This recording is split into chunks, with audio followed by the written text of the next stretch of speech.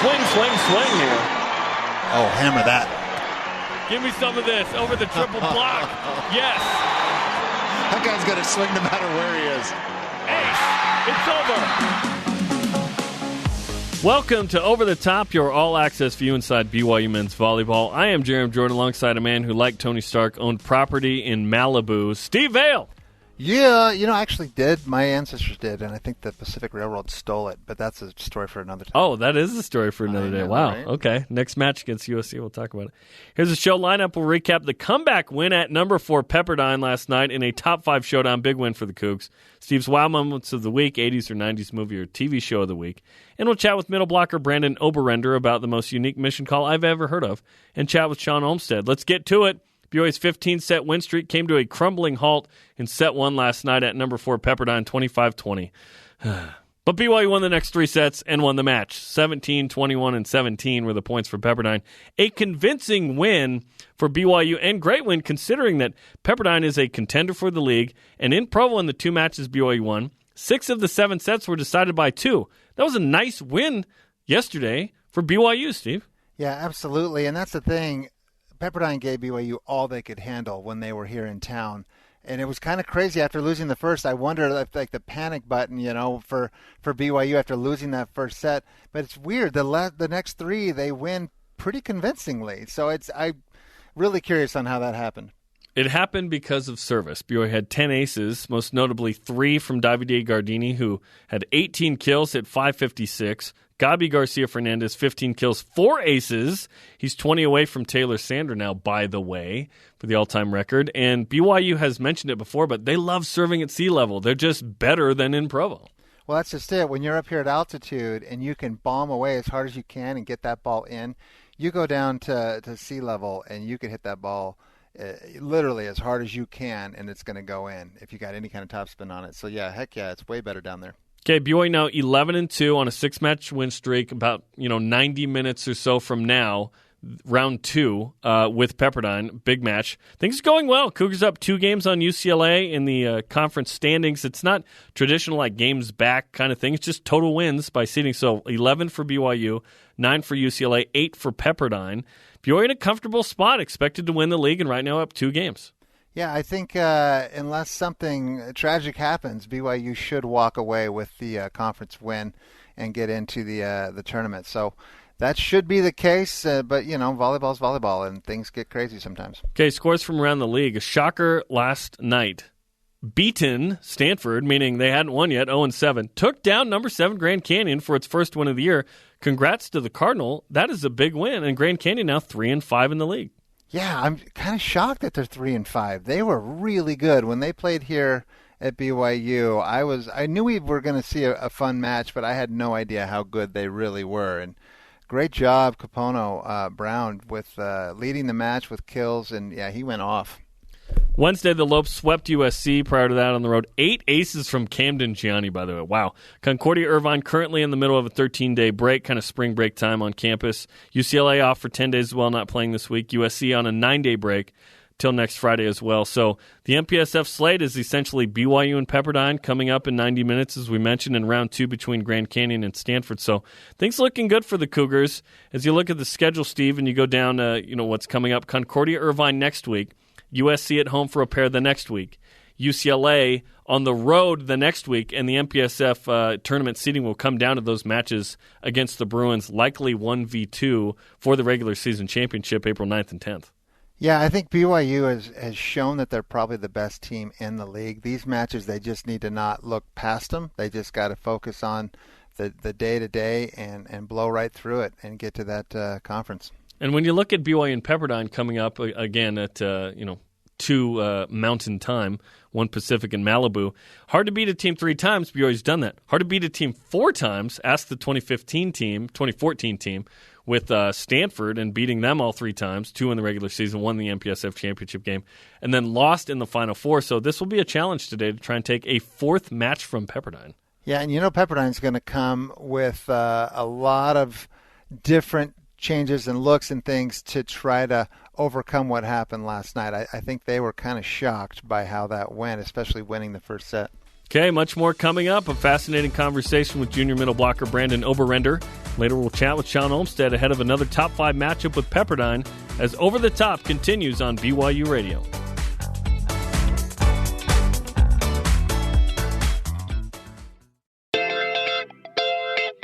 Welcome back to Over the Top. I'm Jarom Jordan with Steve Vail. When you get a 2-year mission call from the Church of Jesus Christ of Latter-day Saints, that's the biggest moment of your life up to that point.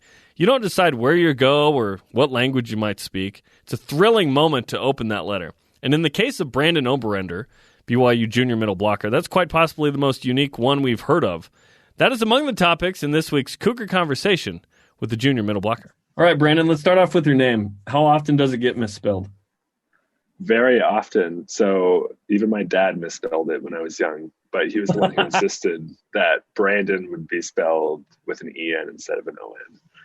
It's different, man. It's different. Yeah. And we even messed it up Saturday on the broadcast, so that's fun. Okay, and then the nickname BO. Obviously, that's for Branden Oberender, but that can be fun too, right? Yeah.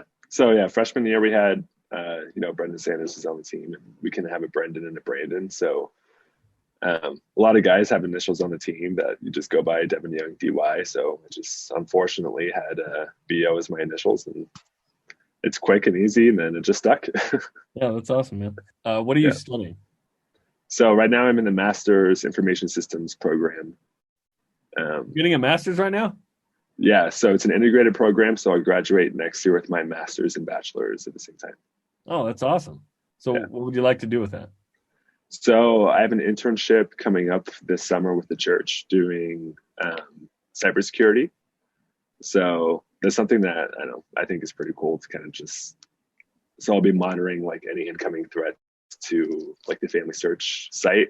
And I mean, the church, I'm sure, has plenty of people trying to attack its sites and everything. So yeah, so that's what I'll be doing. Then maybe I could do that as a career. I'm doing a web development job right now at BYU as well. But yeah, it's all sorts of things. So there's some volleyball element to what you're going to be doing for the church, right? Where it's like you're trying to deny attacks, right? Like in the game. Putting up a big block. Yep, putting up a big block. Yeah, I like that. There's some ties there. That's cool. Okay, you speak Marshallese? What's that all about? Yeah, so I got called to serve my mission in Oklahoma, Marshallese speaking. That's the weirdest call I've ever heard in my life. It was funny because I had peeked at my mission call before like I had opened it, just that like I had to wait for like a few days or something. So I had peeked and I just saw where I was going. So I was like, okay, Oklahoma. Like I was like, okay, maybe Spanish speaking, like if I'm lucky. And then like I opened it in front of everyone and they're like, I read Marshallese and everyone's like, you're just joking because Oklahoma's lame and you want to make it sound cooler. But that's where, yeah. So I went to the MTC, learned Marshallese, and then when I got to Oklahoma, there's one city, Enid, Oklahoma, that has probably like 5,000 Marshallese people.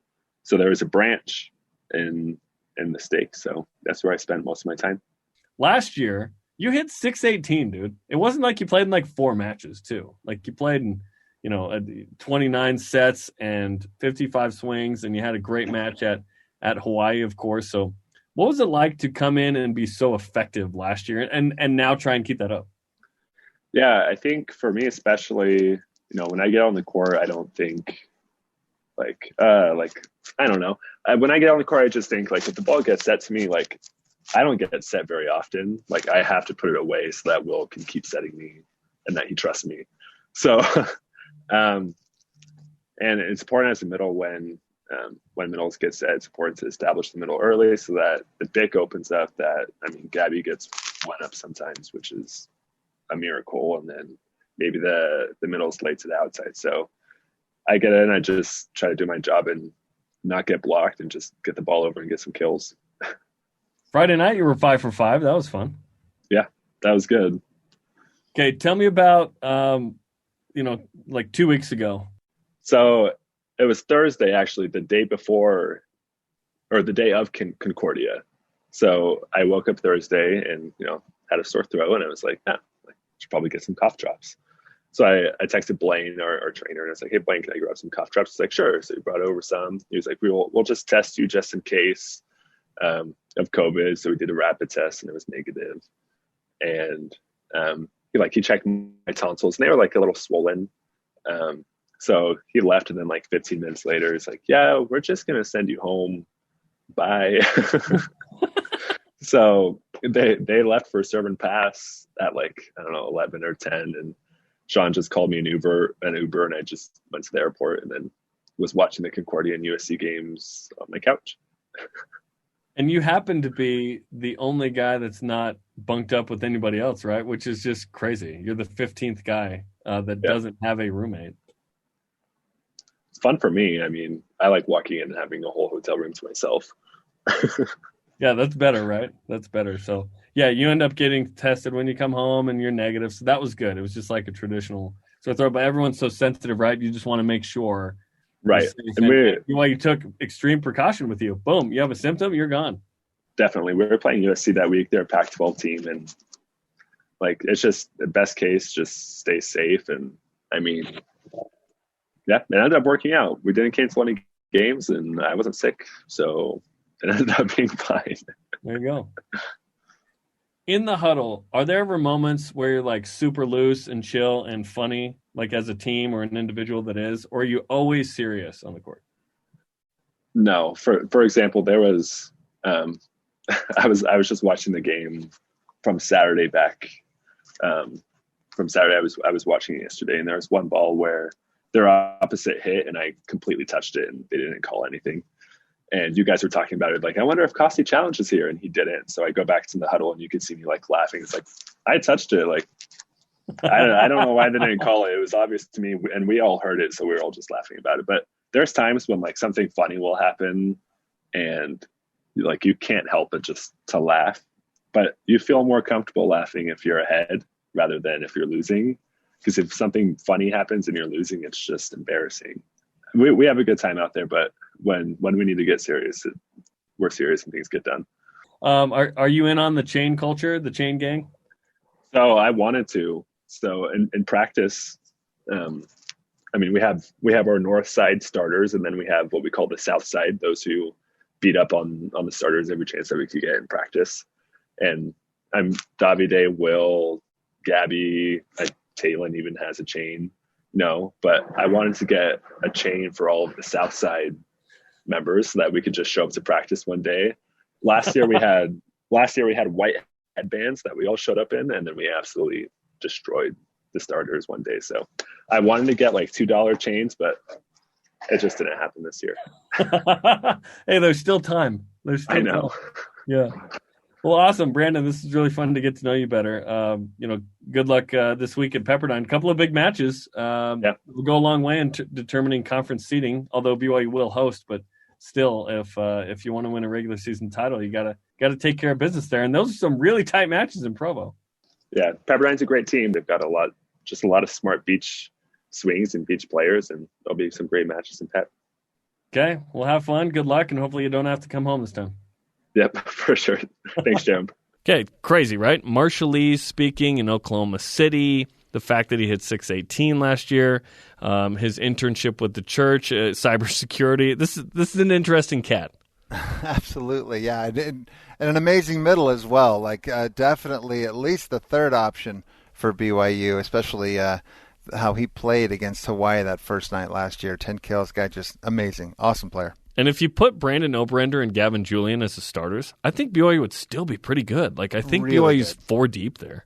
Yeah, they are very deep at that position, and I think both of those guys could be starters on any other team probably in the whole league. Okay, Steve says wow a lot during matches, so naturally it's time for... This is Steve's Moments of the Week. And there were plenty this week, Steve. Yeah, there were quite a few. You mentioned the mission. I actually went out in 91 to Sydney, Australia, my mission, and I was actually in the MTC with Sean Bradley. We went to the same mission. And his news earlier this week when he came forward with the fact that he'd been in an accident, he was on his bike, I think, and just like a block from his home and got rear-ended and the accident that ensued. I'm so he's paralyzed. So sad for those that don't know, it's very sad. It's that was a horrible, a very sad wow moment. I was shocked and kind of taken aback by that. So don't mean to go to the negative, but I just, my hat's off. Shawn's such a good dude, and I wish the best for him and his family. A couple others. So BYU, after losing the first set last night, coming back and winning fairly convincingly in the next 3 sets, that was pretty cool. The fact that Stanford, 0-7, took down a very tough Grand Canyon team last night and swept them, in fact. Pretty crazy stuff. So, a lot of really cool, fun, wow moments this last week. As we go to break, here's today's trivia question. Yesterday, Davide Gardini hit over 500 and had 3 aces. How many times has he hit those numbers at BYU? The answer after this timeout.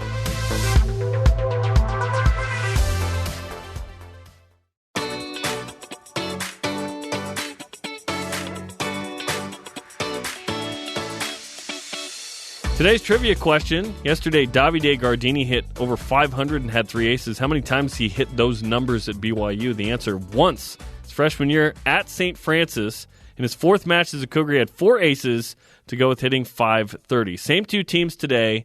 And in fact, it's coming up in about 90 minutes. Shawn Olmstead now joins us from near Malibu. Shawn, first off, how's the weather? And congratulations on a big-time win.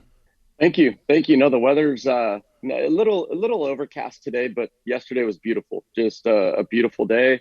You walked out of that gym, and I thought to myself, I think I said to one of my coaches, the view walking out of the Firestone Fieldhouse, it's like, and we recruit against this every year. How do we get anybody? Right. Yeah, it's amazing right there. It's such a beautiful campus. It's always been such an amazing place to, as a volleyball player and to just go down there and compete against that program. But that view, I mean, goodness gracious. Yeah, it was unreal. Beautiful day yesterday, but it's California, so it's a little overcast, but still pretty darn nice.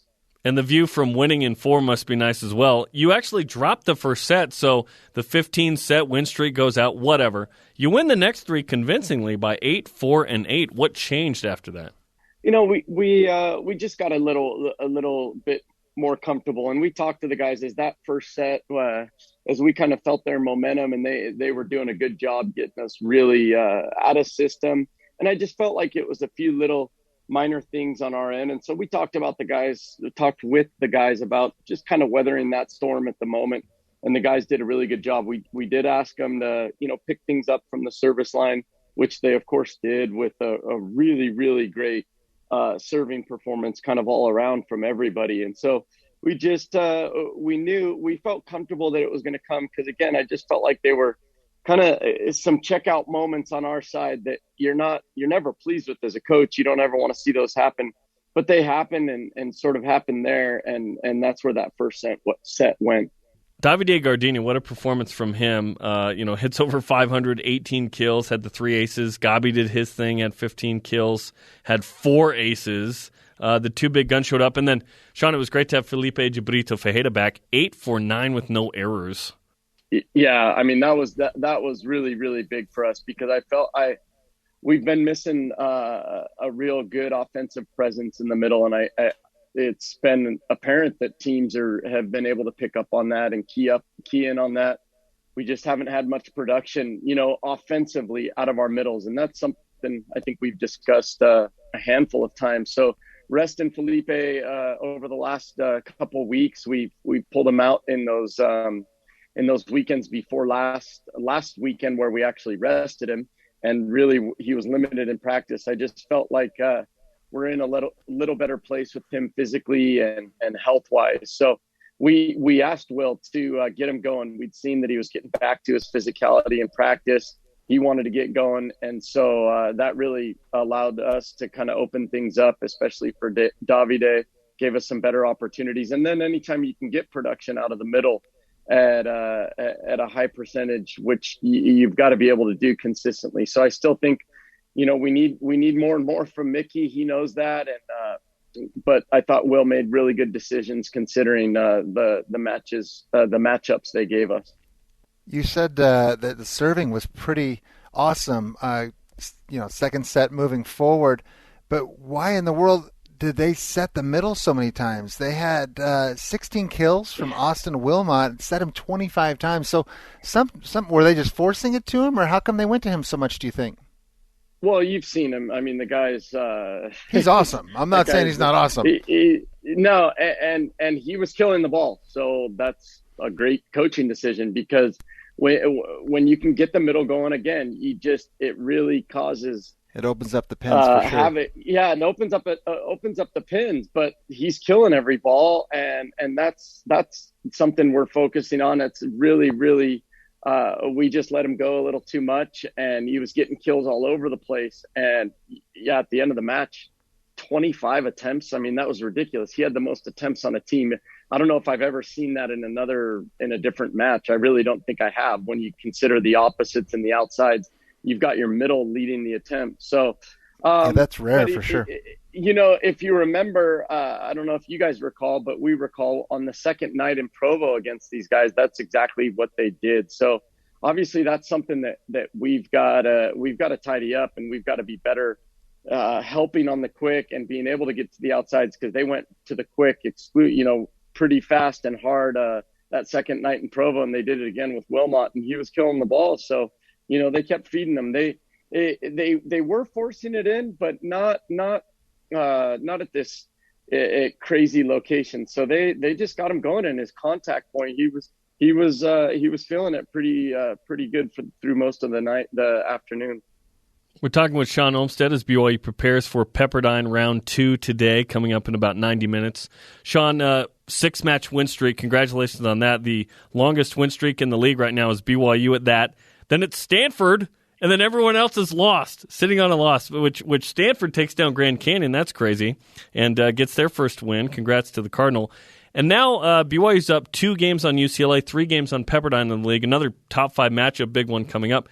What was the decision by the league to go with just total wins for the tournament seeding? Because that seems really interesting given everything that's going on. I would think that win percentage would be considered, but total wins is an interesting way to do it. Well, you have to look at no. I understand that. That's a good question, but it was to really kind of dangle. Well, I don't know if this is the right words, but really encourage us to play as many matches as we can towards working towards the NCAA tournament. And you go win percentage. What happens if a team goes out and wins their first 4 matches?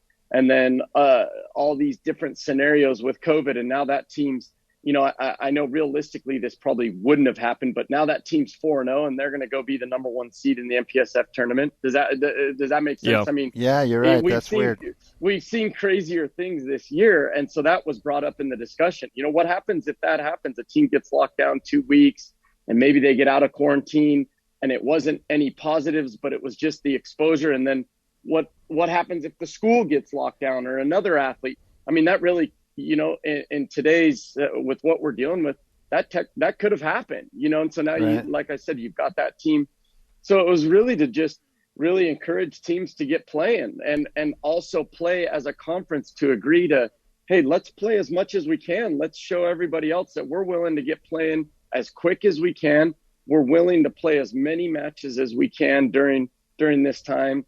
And let's encourage that, and let's reward that. And so that's how we looked at it. And when you get down to it, maybe it wasn't 4 matches, you're 4-0, but yeah, maybe you're 7 or 8-0, and then now you get shut down for a month and a half, and you're not playing, but you're the number 1 seed. Well, if you're 8-0, you're going to shut yourself down. I have COVID, and now we're the number 1 seed. Steve, boom. The funny thing is that was brought up. I'm sure. Now I don't.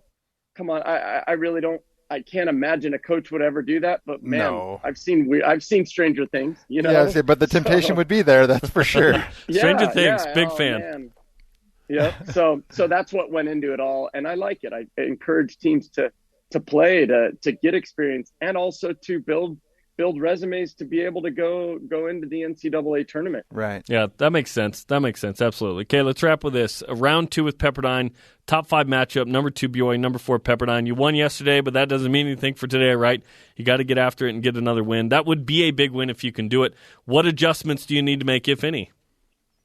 No, I mean, we've got to make adjustments, and we had film up here. At 9:00 we started with the team and brought them in here, and I still think there's things we can improve upon. We talked a bunch about them going to the middle and some defensive positioning and different things there. But us being not just taking this match as, hey, it's good to come out and get one from these guys on the road. That's a great weekend. We really just talked to the guys about us and what we're building and working towards and the importance of being able to rebound and come back. At the end of that match, I told them, hey, in 22 hours, less than a day, we're back in here at the start of another match that we've got to be competitive in and continue to just work on ourselves. And that's what's most important right now for our group. Okay, well, congratulations on the win last night and yesterday afternoon. Good luck on the match today and another top 5 matchup. All right. Thanks, guys, as always. Thanks. Okay, we appreciate it. Sean. Shawn Olmstead, head coach of the BYU Cougars. Time now for the 80s and 90s TV show or movie reference of the week. What do you recommend, Steve Vail? I kind of mentioned it a little bit last week. There were 2 very early on in his career, 2 movies from Tom Cruise. In fact, one of them, his name is Steve Randall. There's some big-time movie buffs out there. They might know the movie just from that. Steve Homer. Yeah, right? Always. The Outsiders. He was a supporting role in that, but that's one of my all-time favorites. A total great movie from, I think, 81. And the other one was Taps. I think his first actual movie that he did. Yeah, man. David Shawn was his name, and, man, he just stole every scene in that movie. It starts off really slow, but that is just a total classic. I got PG even from 81. Oh, look one at of you. The best. Nice. Yeah. Okay, that'll do it for us. We'll be back every Saturday throughout the season. Saturdays, 2:30 Eastern, 11:30 a.m. Pacific here on BYU Radio and on demand on the BYU Radio app. For Branden Oberender, Shawn Olmstead, producer Braden Flint, and Steve Vail, I'm Jarom Jordan. You've just gone over the top.